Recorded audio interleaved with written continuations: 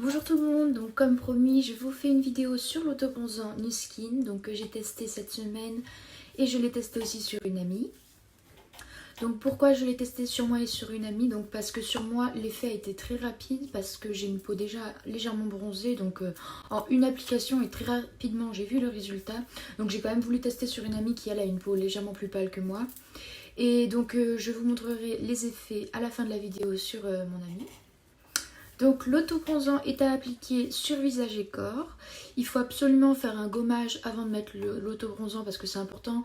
Sinon vous allez garder des petites saletés et quand vous allez mettre l'autobronzant ça va faire un effet un peu sale. Donc il faut bien gommer votre visage ou votre corps.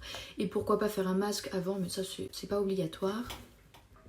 Et contrairement à certains autobronzants, il est facile d'application parce que beaucoup de personnes sont sceptiques en me disant mais le problème c'est quand on applique de l'autobronzant, on ne sait jamais où on applique et du coup ça fait des taches, etc. Alors celui-ci c'est pas du tout une teinte blanche comme on peut voir dans certains autobronzants, donc c'est pas comme une crème solaire, et c'est une teinte...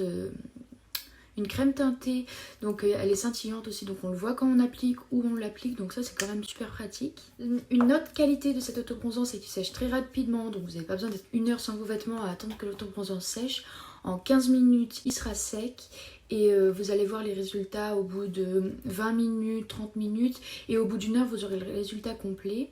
Donc il ne faut pas l'appliquer tous les jours, c'est un autobronzant, donc vous l'appliquez 2 fois par semaine, voire 3 fois, ça suffit, vous verrez les résultats. Et c'est vous qui contrôlez votre bronzage, donc plus vous en mettez, plus vous allez bronzer. Moins vous en mettez, vous aurez plus un teint à lui. Voilà.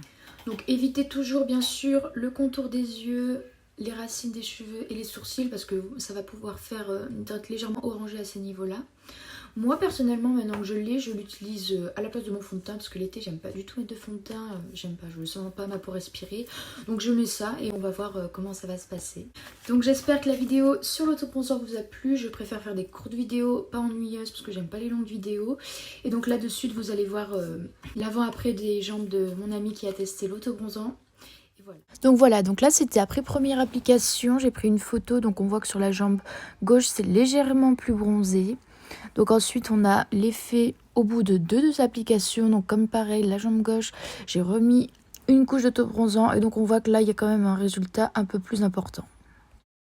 Donc petite vidéo sur l'application de l'autobronzant, donc il suffit seulement de mettre une petite quantité du produit, voilà comme ceci, ça suffit amplement pour le visage, j'en ai même mis un petit peu trop.